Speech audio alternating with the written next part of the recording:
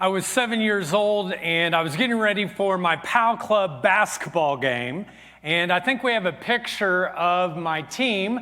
So if you look at the team real quick, try to pick out which number I am on that. If you're not sure, we'll circle it. It is number 10. I was number 10, and I'm just saying my wife still says that I'm a 10, okay? Just saying. And on that particular day, I was so excited. I had got my uniform on. I had gotten my gray sweats on. I had my high-top Converse tennis shoes, and I was ready to go hoop it up. And as we were getting ready to walk out, my dad looked at me and he said, "What's on your head?" And I had this one little red dot. And I was like, "I don't know, a pimple, puberty, I'm not sure."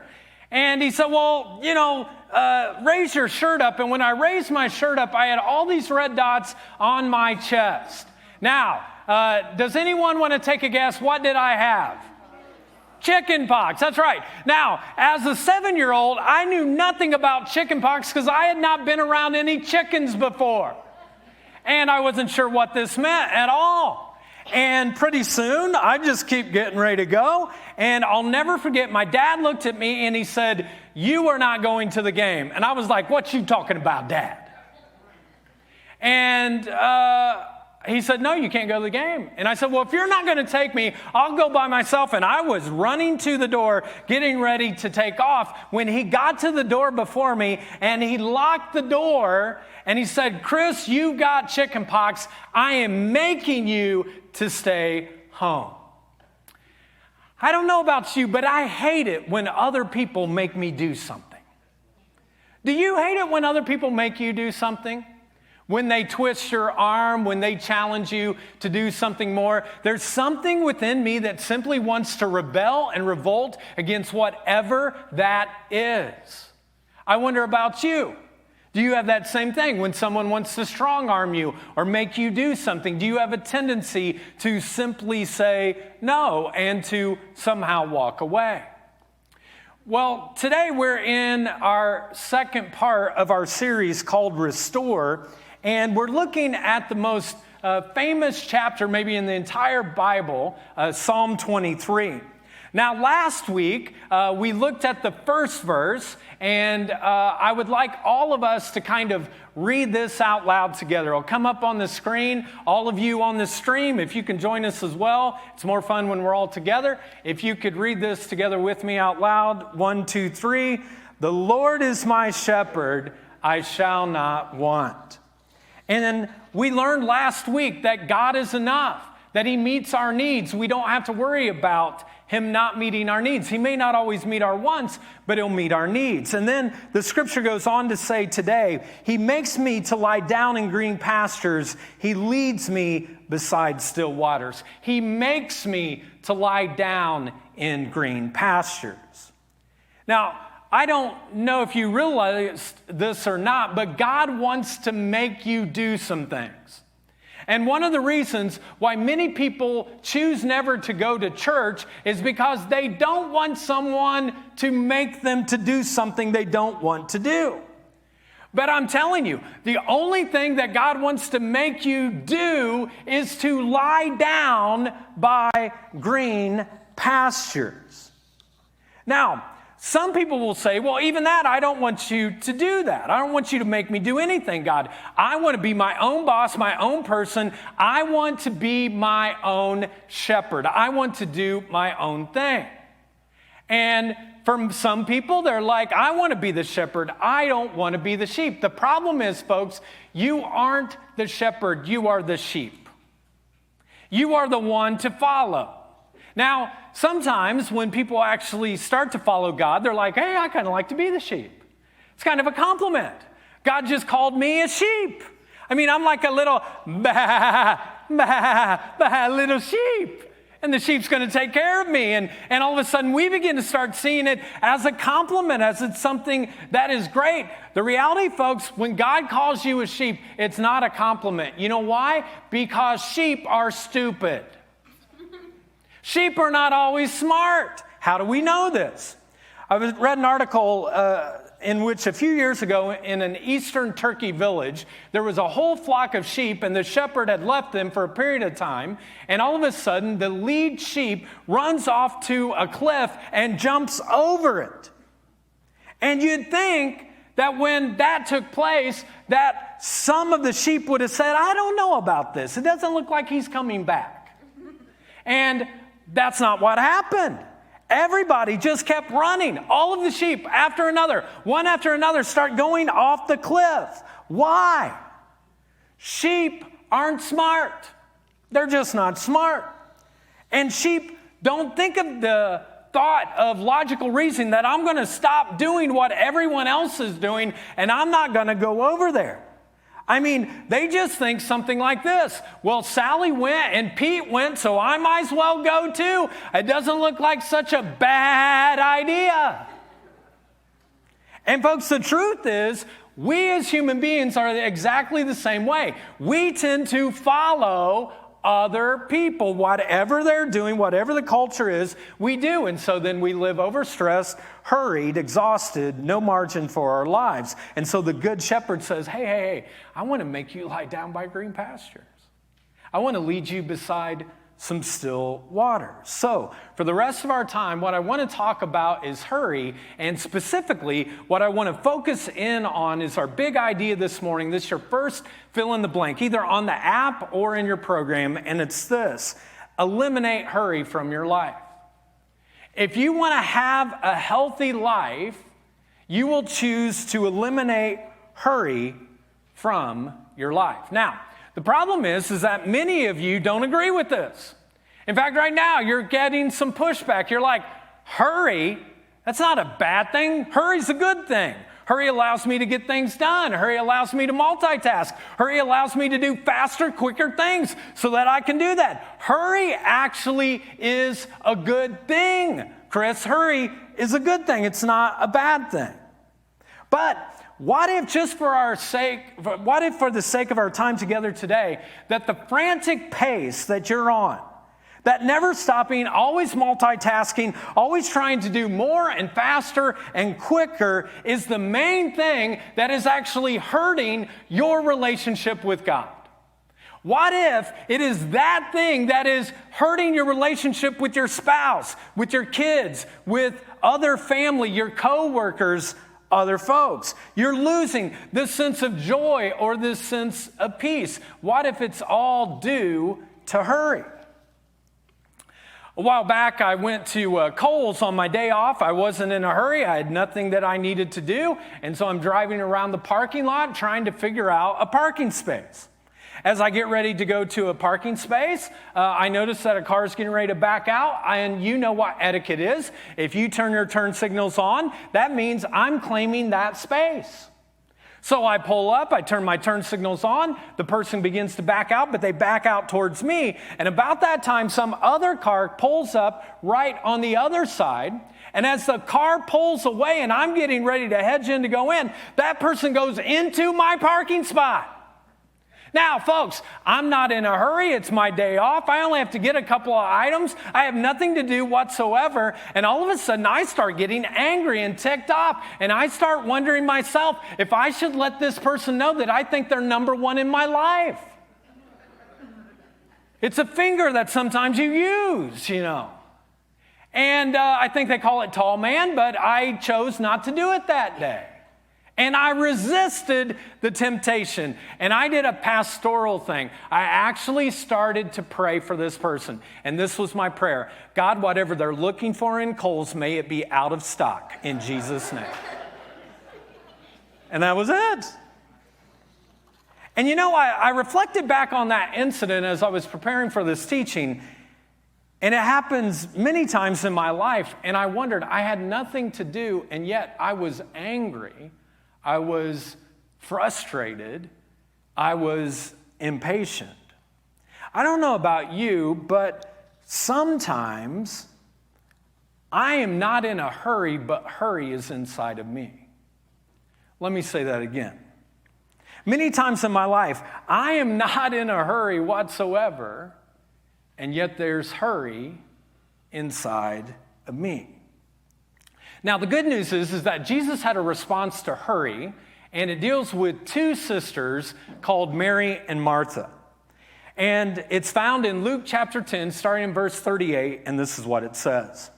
As Jesus and his disciples were on the way, he came to a village where a woman named Martha opened her home to him. They were his disciples. There were women disciples too. They weren't counted as the apostles, but they followed. These were two of them. She called her sister Mary, who sat at the Lord's feet listening to what he said. But Martha was, what's the next word? What was she? She was distracted by all the preparations that had to be made. Now, what's interesting to me in this passage is both of these people, both of these sisters, these two women have an opportunity that is exactly the same, to be able to be with Jesus. Now, Mary embraces the moment. Now, she might have had groceries she had to go get. She may have laundry done. She may have had work emails that she needed to send beyond the end of the day that she wanted to get it taken care of. But instead of doing any of that, she embraces the moment with Jesus, and she simply chooses to ignore everything else and to spend some time with him. She hangs out with him. She says in her mind, it's a soundtrack that goes in her mind, I will not be in a hurry. I will spend time with him. Now, Martha is quite the opposite. When Martha gets there, she gets distracted, and the soundtrack that is in her mind is this idea that I've got to get everything done. And this is putting me behind from getting everything done today. So I better hurry up and get all the different pieces together. And is Jesus going to have a good time? And is everything going to work out? And is everything going to be perfect for him? She wigs out, she stresses out in the midst of this. Verse 40. Martha came to Jesus and asked, Lord, you don't care that my sister has left me to do the work by myself. What did that sound like? Whining. It's fun to whine sometimes, isn't it? Because there are people in your house or in your workplace, they're not doing the work. And you're like, have you ever whined this before? There's no one here to do this. I'm doing all the work myself. Tell her to help me. And then verse 41, Jesus says this, Martha, Martha. Now, let me just put it this way. If Jesus has to say your name twice, you're in trouble. And he says, Martha, Martha, Jesus answered. You are worried and upset about many things, but only one thing is needed. Mary has chosen what is better, and it will not be taken away from her. In this story, you can almost hear the hurry in Martha's voice. She is anxious. She is stressed out. She's worried. She's overwhelmed because her schedule has been interrupted, and now she's trying to do her best to make sure that Jesus is okay. And she's wondering, is this going to go right? Is this going to be perfect enough? Is Jesus going to feel honored with what I'm going to do? Have you ever been in a moment in which all of a sudden something changes in your schedule and you get overwhelmed, you get hurried, or you're constantly living in that way and it gets anxious and you feel burdened? Well, hurry comes to Martha and she starts to assume that Jesus doesn't care for her struggle. And that's the first kind of learning that we get here, because she says, Lord, don't you care? Lord, don't you care? Do you notice all that I'm doing, God? Mary's not doing anything. I'm doing it all. Aren't you going to do something about it?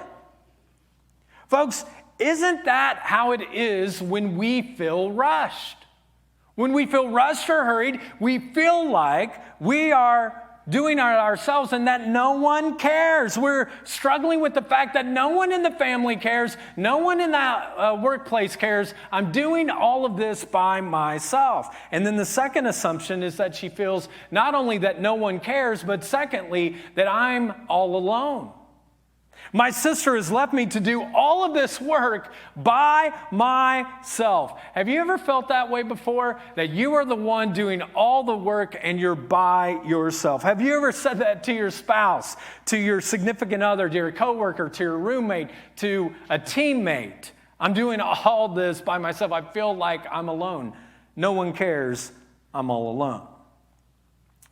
You know, when you're in a hurry, what often happens is you begin to start feeling like you are all alone. And it makes you to get even more in a hurry, or you become more hurried because now all of a sudden you feel like you're doing it by yourself. But here's the thing. Here's the question that I want to ask everyone on the stream and everyone here in the auditorium. Was Martha alone?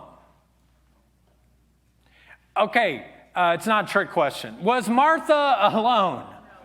No. Who is right there standing before her? Who is it? Jesus. Her sister is sitting. Jesus is standing. Here is the God of the universe, God in human flesh, the second part of the Trinity, the one who was there at the very beginning, the one who knows all things, is right there in her home. You see, folks, when hurry gets in us, we start to miss the one thing that matters the most, and that is that God is with us.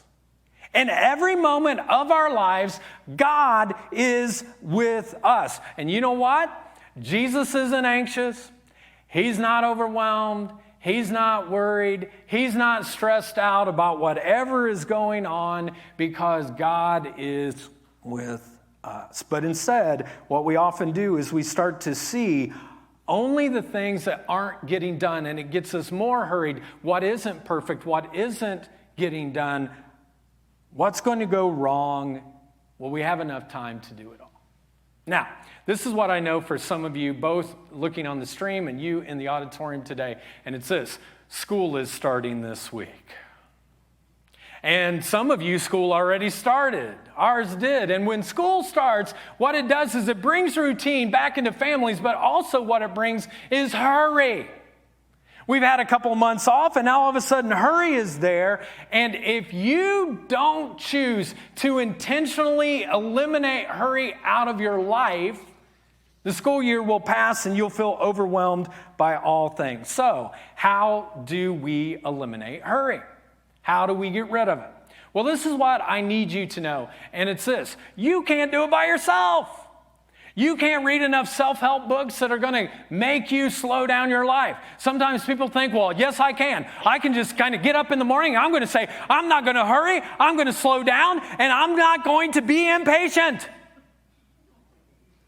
And we actually say it like that, very fast, very quick, over and over and over again. And for some of you, what you need more than anything else, folks, is a come to Jesus meeting. And a come to Jesus meeting is like this. You come and you say, God, these are the things I'm feeling overwhelmed by. Maybe you write them down, you say them to him, whatever that is. And then you stop and slow down enough so that you listen to him. You sit at his feet like Mary did. You listen to him, and this is what he says: come to me, all who are weary and burdened. Come to me, single parents who feel like they're falling apart. Come to be businessman who feels like you're going to lose it all. Come to be mom who feels like there's no time for herself. Come to me, students who are overwhelmed by school starting. Come to me, all of you, Jesus said, and what will he give you? He said this: come to me, all who are weary and burdened, and I will give you hurry. Is that what he says?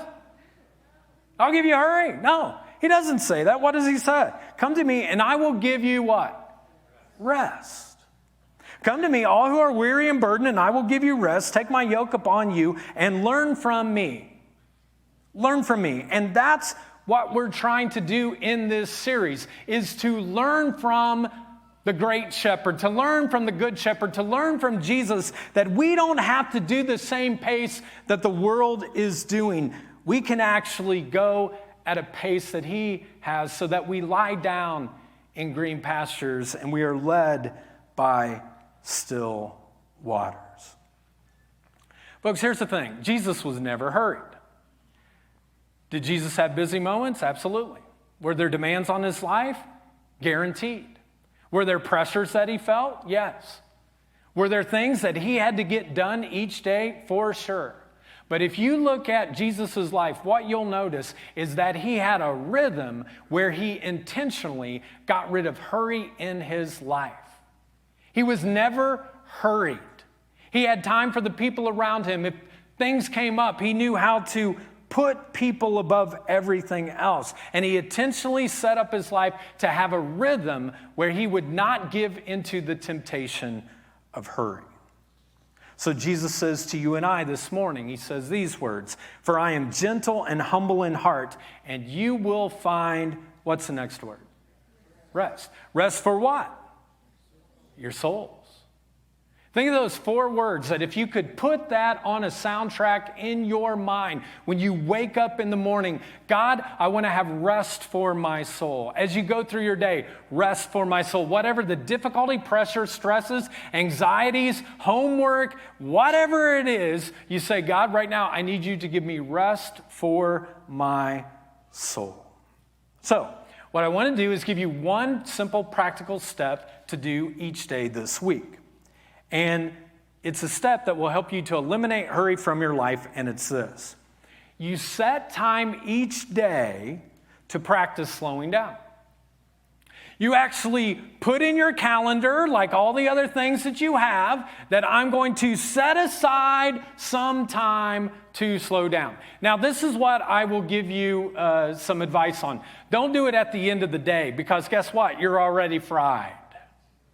You got to do it at the beginning of your day. It doesn't have to be long, but you set aside some time to practice slowing down.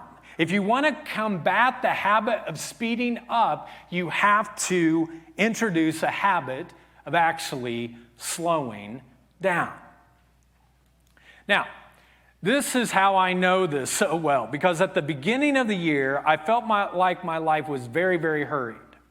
And you might remember, for those of you that were here, at the beginning of the year, I challenged people to spend some time with God and ask for a word that would guide our lives for the rest of the year. And so I was so hurried that I had gotten to January 20th and I had not picked out a word. I had told you to pick out a word, and I was thinking of a word, but I didn't have a word. And so I went and spent some time, and God gave me a word, and the word was shepherd. And to be honest, I thought it was kind of weird. Like, am I supposed to be the shepherd of the church? Am I supposed to shepherd my family? Like, what is that supposed to be? And this is what I sense God saying. I'm the shepherd of everything in your life, Chris. I'm the shepherd of your life. I'm the shepherd of your marriage. I'm the shepherd of your family. I'm the shepherd of the jar. You are not. I am the shepherd. And so, if I'm the shepherd, you don't have wants. You can take moments to lie down by green pastures and be led by still waters. And I knew the King James Version so well, so I started looking through other versions of the Bible for Psalm 23:1, and I came up with a different kind of verse, and it says this, and it's right by my bedside in a frame that I put in it, and it says this: "The Lord is my shepherd, to feed, guide, and shield me, I shall not want." God is there to guide me, to feed me, to shield me. He will meet my needs. Has He met my needs in the past? Absolutely. Will He do it in the future? Yes. Will He always meet my wants? No. But He will meet my needs. And I can be at rest because He is in control. Folks, your body needs some unhurried time to slow down. When I started this a few years ago, I could only do 2 minutes of being quiet, and then my brain just went everywhere else. But I've worked my way up to where now I try to listen to the Good Shepherd about 10 minutes each day, where I'm just being still before Him. I lie down in green pastures, because this is what I've realized. If I choose not to lie down, He will make me lie down.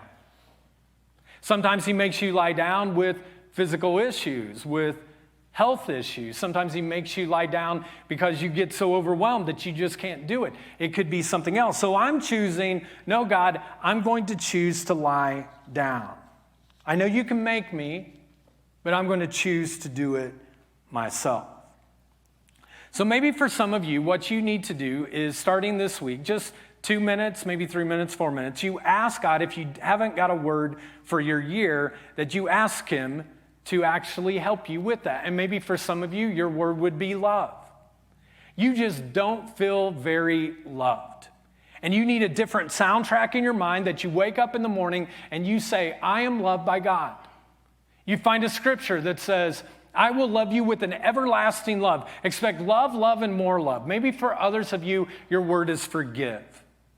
The thing that you carry more than anything else is a sense of shame and guilt from your past. And today may just be the day in which you pick out the word forgive and you wake up each morning with a scripture and a word that says, I am forgiven by God, I forgive myself, and if people come into my life, I will forgive them as well if they do me wrong. Maybe for others of you, your word is community. You've been doing this thing called life all by yourself, and you need some people around you. You need a small group of people that can encourage you. Maybe for others of you, your word is serve. There's something that happens when you serve. You feel better. You feel more encouraged. Serotonin's fired in your head. You don't feel so overwhelmed, so you could actually choose to serve here in the church or in the community in some way. Maybe that's not your word. Maybe other words that you have are boldness or confidence or contentment or recovery. But this week I want to challenge you each day to take at least 2 minutes where you pull back and you get off the treadmill of life and you simply say, you are the shepherd, I'm the sheep. I'm practicing slowing down. And maybe, just maybe, God would give you a word or a verse. And so right now, we're going to give you a moment to actually practice it today. Because I have a feeling that some of you didn't. You rushed to get here to church. And you need a moment where maybe you could just rest. And so what we're going to do is put up a picture of some still waters. And what I'd like you to do is to simply take 1 minute. That's all we're going to do. 1 minute, where in a moment I'm going to ask you to close your eyes. And if there's distractions that come into your mind, I'll do this sometimes. I'll put a picture on my phone and I'll try to be quiet. And if there's distractions, I've got to do something this afternoon. I've got errand to run. Who's going to cook tonight? What's going on with school supplies? Like whatever that is, I'll just open up my eyes and I'll look at the picture and I'll be reminded, he leads me beside still waters. So right now, all of you that are on the stream as well, I want you to take a moment to just close your eyes. We're going to bring the lights down here in the auditorium. And I just want you to take a moment where you would say, God, I quit hurrying right now. I eliminate hurry from my life in this moment, and I want to be led by your still waters. And if you get distracted, look at the picture and then close back your eyes again. Let's open ourselves to God's presence right now.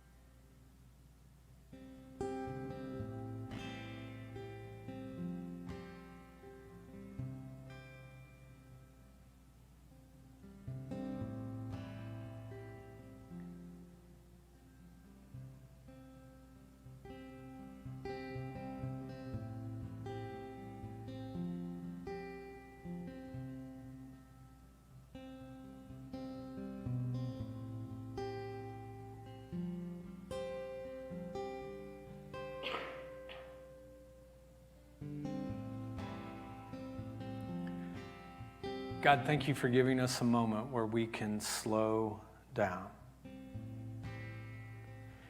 to make a commitment that we're not going to keep in the rat race and the frantic pace, but we're going to take a moment each day this week to eliminate some hurry from our life. God, give us the strength to do it each day this week, to put it in our calendar, to recalibrate our souls so that we can be restored, that we can have rest for our souls. Help each of us this week, God, to be led by green pastures, to be led by your still waters, and to allow our souls to be restored. Now, maybe today there's some of you that are restless, but the restlessness isn't necessarily all the hurry in your life, but there's some emptiness in your life. There's something in your world in which you realize, I don't know this shepherd. I don't know this good shepherd. Or maybe you were a sheep that knew the shepherd for a while, and then you drifted away, and now you've kind of drifted back, and today's the day where you're like, I can't do this thing called life on my own. It's too frantic. There's too much going on. I need to have a good shepherd. And the good news is that Jesus is present to be your shepherd. And he said he loved you so much, that's why we shared in communion, that he gave his one and only life for you. And he said, anyone who calls upon my name, they will be saved. They will be made whole. They will be made complete. If they'll turn to me, I'll forgive all their sins. They won't have to carry it anymore. And maybe today for you, this is your day. This is your day to say, Jesus, I want you to be the shepherd of my life. You are my shepherd. I shall not want. And would you help me to learn how to lie down in green pastures and to be led by still waters? And today, if today's your day, maybe you drifted and you're coming back to the shepherd, or today is the first day where you say, Jesus, I want you to be the shepherd of my life. I'm going to lead you in a prayer. It's not a prayer that you pray by yourself, but it's one that you pray together in community, all of us in one. I ask you to simply repeat it after me, if you feel comfortable doing so. Just repeat after me. Heavenly Father, save me from my sin. Make me brand new. I believe Jesus died for me so I could live for you. Today I give you my life so I can find rest in you. Fill me with your Spirit so I could know you, serve you, and follow you for the rest of my life. My life is not my own. Today I give it to you. Thank you for new life.